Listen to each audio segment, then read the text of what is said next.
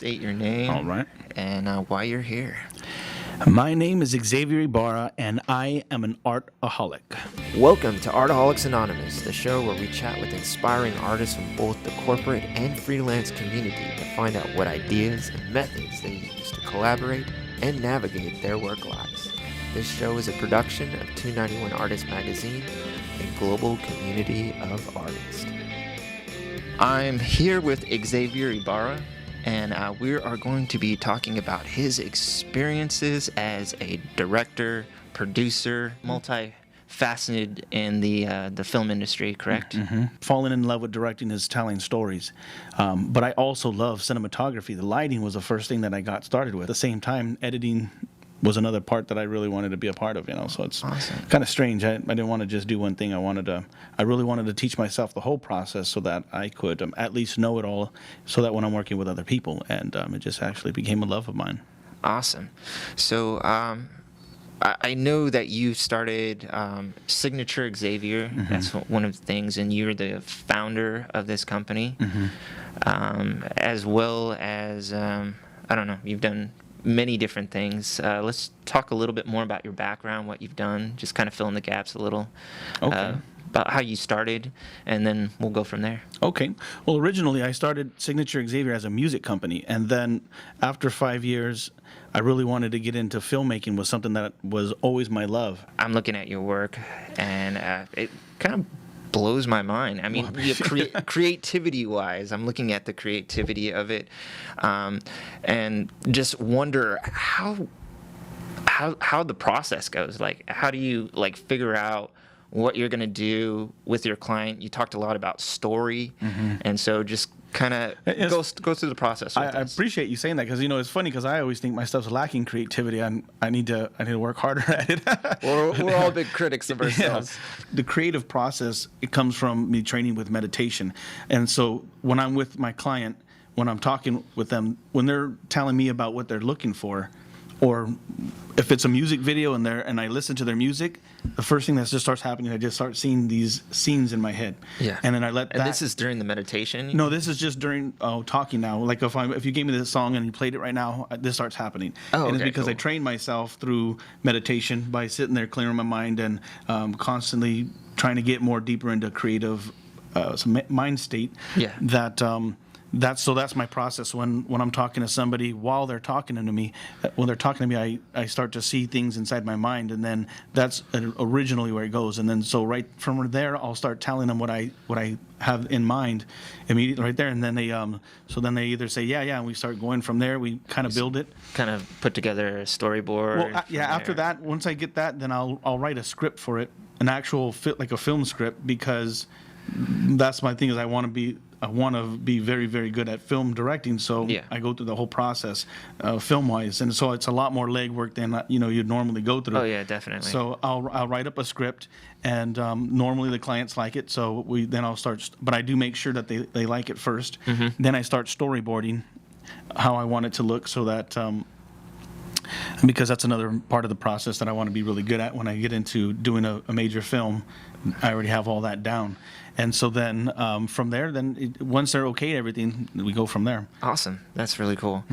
Do you feel the process is easier when you have people that are like-minded working with you? Oh, I think it's awesome. Yeah, I really enjoy that process because you're having a lot of fun. You got people that love it as much as you do, and they're as hardworking as you are. Yeah. Then it just makes everything great. It's when you get people that are just doing it for a job or something. A lot of the times people don't want to do the position that they're doing, so they're not really giving it their all. Yeah. But there's then you got the other people that just love filmmaking, so it's like anything, and don't feel like I can't go grab a sandbag or I can't do something. Oh, you're the director. I don't even know what that means. Yeah.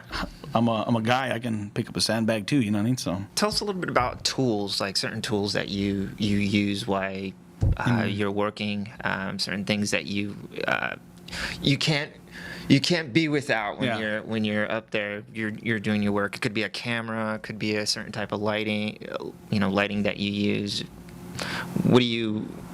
My main tool, I'd say, is a camera, because a lot of you get into situations where the lighting is so important, but sometimes you get in situations where you can't have it. Yeah. And that really hurts. But knowing your camera inside and out, where you can just immediately, subconsciously now, you're just putting the settings where they need to be. You don't even know what you're doing anymore. You're not thinking about it anymore. You just do it. I think that's the most important part of it, knowing how far I could push my camera. Now, did you get any formal education, like in the process of or was it more of just like you just grabbed a camera, started messing around with it? When I first started, I picked up books was the first thing. Yeah. And the books that the first two books that I ever bought in filmmaking was The 5 C's of Cinematography. Awesome. And Painting with Light. And those ones were really my education. And so what I did was I bought 2 bowl lights that I still have to this day. Yep. Really nice, cool lights. And I played in my living room over and over again with all the lighting setups that it said to do, the different camera angles. That was basically my school. I had education from someone who already did it, and I kept doing that over and over through the years. Awesome. Yeah. So books, lots of books. I got a books. Bookshelf, all the books, and I love it because it's So which book would you prefer? Like, if you were to give somebody a book, if they're like an aspiring director, producer, and they're just starting out, like, what book, what materials would you refer to them? If they were trying to be a director, Yeah. then I would say there's a really good book called Shot by Shots. There's another one saying Think Like a Director, and I think that one's a little bit more for plays, but it really was the first part of my education. Awesome. What were the other ones? And Cinematography for Directors is a really good one because it helps you understand what a cinematographer is thinking and how to relay to them information. So there's a couple of other ones that I don't remember. Directing Actors is a really good one as well. Yeah. That really helps you out. That has some good worksheets inside of it. So, monetizing on your stuff and like figuring out what it's going to cost. I mean, how do you do that? Yeah, no, the part of dealing with clients is something I think that everybody that's starting off has a question, and that's a question that I had was how much do you charge? How do you deal with people? Because you're new to the industry, and if people see that you're new to it and that you're letting them set the rules, they'll definitely set the rules. Yeah. And it's not going to be to your favor; it's going to be to theirs. Yeah. So what we were talking about earlier is that it's a power play. It's like if you're getting paid at the end of the project, well, then they have the power because they have the money. And you can be working on a project, and people do run into this, that all of a sudden the client decides they don't want it anymore. And it's like, hey, I've worked on this for a week, for 2 weeks, and I got to still get paid. It doesn't matter if you're going to use it. You still got to pay me for my time. Exactly. And they're like, nah, sorry. And they're like, well, there was no contract. There was no nothing, so there's nothing you could do about it. Yeah. So getting the money up front, having a contract is definitely important. Getting it up front so that you have the power. And then after that, they can't, they're going to want to do everything that they can to get the project done because you have my money. I don't have no video. Yeah, so no leverage. No real leverage there on their end. The leverage is on your end. And the other thing, too, is that you're the artist. Right.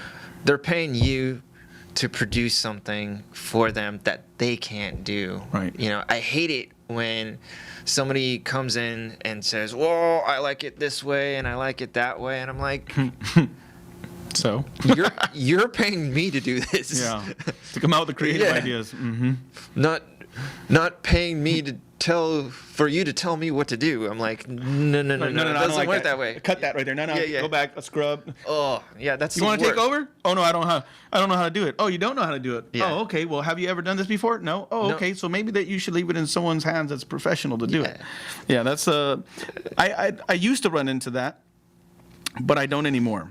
And I think it's because when you talk to somebody, that's the first thing. Before you get a job, when you're getting the job, talk to the person. Just get to know them. Try to have a laugh with them. Because when you're talking to somebody and they see that you know what you're talking about, they're not going to challenge you. They're like, man, this dude's smart in this. Okay, good. But that you need to have that conversation first. You know what I mean? Yeah. If the conversation doesn't work, that's where you throw the red flag. Yeah, that's what I'm like, extra charge. Yeah. Hey, not going to happen. This guy's like, he doesn't seem like he's going to be friendly to work with, and he's, okay, times 10. That's how much it's going to cost. They're like, really? Yep. Okay. And then they do it. Yeah. Or they do or they don't. But yeah, don't ever put yourself in a situation either where you hate working for somebody. Yeah. That's the part that's the worst, because then you're back at a job. That was the one thing that we all try to avoid, is we don't want to go work at a job. I don't want to work for somebody. No. And so if I'm working for somebody, if I'm working on a video and there's somebody telling me what to do, I very much unenjoy it. It's like, I do not enjoy it at all. Here's the camera. Here's the lighting. Well, they know too, because there's a certain look that I'll give them, like, and they're like, oh, you know, and I'm like, you know, it's like, you know, because I get upset. I don't like being in a position where someone's telling me what to do. That's why I can't work. Yeah. You know what I mean? For somebody else, I can work for a company. That's where you can really lose your creative juices. It's gone. Especially if somebody is not creative and they're trying to tell you what to do. Yeah. That's the part I think that burns artists up the most. It's like it's like, what if I was a painter? You're trying to tell me how to paint. Yeah. That would never happen. I'm not going to go tell Da Vinci, hey, Da Vinci, what's your price? $1 billion. Okay, well, I want you to do it like this, and I want you to put the nose over here. What the hell? No one's going to do that, you know? So inside this, if you take it as art, if you don't take it as a business and you take it as like, okay, the process, the way I do the process is my art. Yeah. That's what makes me unique, because it's the way I think that you're buying. You're buying my way of looking at life. Yeah. You know, you're not buying an editor who just puts something on the timeline and cuts to a timely manner, right? Yeah. That's not what art is. Art is creating something that at the end of it can be admired. Yeah, you know? Exactly. So when you get to that part of it and people look at your work and they just enjoy it, I think that they're just going to go for it. And one thing that I remember in the beginning, I was reading books, self-help books, Napoleon Hill, Think and Grow Rich, his Master Key to Riches, his Laws of Success, I read all his books that he had, and they're amazing. And what he was saying inside it is that if you work as hard as you can to be the best at something, and you do more than you're paid to do in the beginning or forever, you always do more than you're paid to do. The benefit that you're going to get is that you're doing more than you would have ever been able to do, right? So that's the benefit. It's not necessarily that they're benefiting. You're benefiting because every time you do something, you're putting more into it, as much as you can. You're always trying something new and pushing it harder, so you become really good at it faster than anybody else. And the second part of it is that eventually you'll get to the point of artistry where you can name your price. Yeah. And people will pay it because they want you. So it's always working to gain more value in what you do. Yeah. And that's really the key, like, for any artist, is not looking at a perspective of, oh shit, I just want to get this thing done. Right. But it's, how are other people going to look at it later? And am I creating some type of value to where other people would want to see my work, you know, in the future, and be able to refer me to somebody else. And that is what will happen, definitely. Yeah. That's definitely what will happen, because as soon as they see it, it's going to say something. Like I said, it's when you put your soul into something, that's what they see. They see they see your soul on display, you know what I mean? Exactly. And they totally want you for that. People that come into the industry and then it's like they're overwhelmed and they get out. So then you start hearing statistics saying that, oh, you know, there's so much competition, it's so hard and this and that. You know, I think that it's only hard if it's something that you're not creatively passionate about. Yeah. If it's a technical thing for you, then sure, someone else could probably do it better than you if they keep practicing harder. But imagination is something that companies pay millions for somebody to dream up a building for me, for someone to dream something up for me. That's what we need. We have everybody to build it. We don't need that. We need someone to dream it. Yeah, So, I feel like we, as artists, like, we really drive the industry. We drive things, and you know, because in our art, like, we have a certain skill and ability to see something that isn't even there yet. Right. But we see it. We could see the mechanics of it in our brain. We could see how it functions, how it's gonna feel, how it's gonna make others feel. You know, and then we have the ability to bring that emotion, that feeling to life. Yeah, to bring it to reality. I think that's a very powerful process. Yeah. And that's a part where if people, when they say that there's so many people that come and go, it's because they couldn't accomplish that part of it, maybe. Yeah. Because even if you're massively creative and you don't have the technical part, then you're in trouble again as well. Yep. Or maybe not, because you can get other people that are technically skilled to do that, but you can't get technically skilled people to come out with the imagination. Yeah. You know what I mean? So it's like, if that's not their strong suit, you're not going to, they can't create that.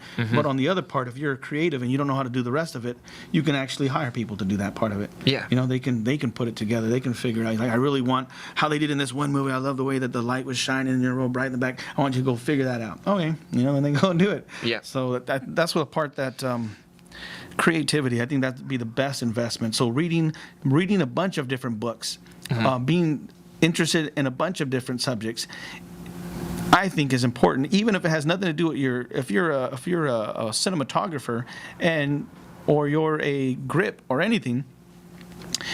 Learning about other stuff expands your mind. That's the most important part, is expanding your mind. We're a muscle. Our brain is a muscle. The more that you work it out, the more strong it becomes, the more diverse it becomes when you're learning about certain things.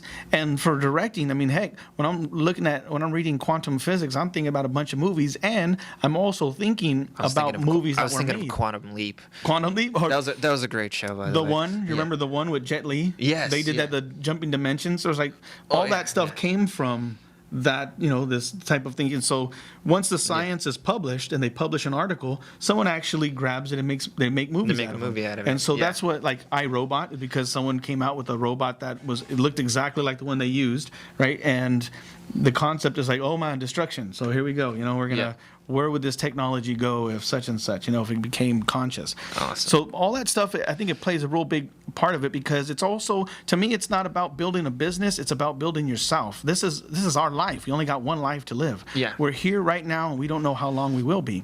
Now, for me, it's important to leave a mark. Yeah. It's important to at least leave something, a legacy, change somebody's mind, change somebody's life through something that I can do. Exactly. And if it's not through my art, then it'll at least be through a conversation. Yeah. I mean, and so then you become a powerhouse that no matter where you go, it's like, this is it, the guy, I want to be around him. Yeah. So if it's a business partner or someone that's like needs work, they're like, I love this guy. Let's we're gonna work with him, because no matter what, I know how he thinks, I know how he feels, and how he is about life. And that's what I want. Yeah, you're able to bring positive energy into the situation, and because of that, it changes things. You're a creator. You can create the environment that you live in as well. Yeah, I remember a mentor one day, he was telling me, he says, Steve, don't be a thermometer. He said, Steve, be a thermostat. Change the temperature in the room. That's awesome. That's awesome. I've always stuck with that. And wherever I work, whatever I've done, I always go into a situation knowing that I can change the temperature. I can make things better. And that's what we do. Even as artists, that's what we're supposed to do. We're supposed to bring that feeling, that emotion that drives us and inspires us to do better things. Absolutely. And so, man, this has been an awesome time. Just being able to talk with you, pick your brain. I know a lot of people out there are going to be listening to this and going, yes, I totally need that information. And I'm sure there's more, and people are going to want to connect with you somehow, some way. And just wanted to ask you, where can they go to get your information? They can find me at signatureXavier.com. You can, if you go on there, you can find all my social media sites on the bottom. And so that's some Signature Xavier. You gonna go and friend me on Facebook? That'd be awesome. I'm on Instagram and Twitter, LinkedIn, and Pinterest. So is that all Signature Xavier? It's all my work. Yeah, even like my personal page on my Facebook is basically all work. Okay. Sometimes I'll put something on there, but it's mainly work. Okay, so they could just find you under the name Signature Xavier on everything. Awesome, cool. Signature Xavier. All right. Can I give some advice to some youngsters, or what? Can I give like some? Yeah. If I you got some time. Well, like that, the first thing that I would suggest is if this is what you want to do for the rest of your life, and you know for a fact that you're born to do this, then give it everything that you got. Don't wait for jobs. Don't wait for people.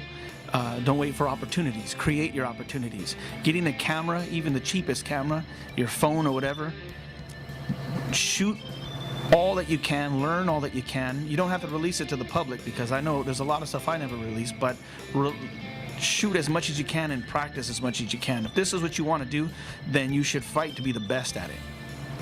Now, that'd be my advice. Awesome. Young filmmakers. Great advice. All right. Well, this ends this Artoholics Anonymous podcast and YouTube show. Can I have some more art?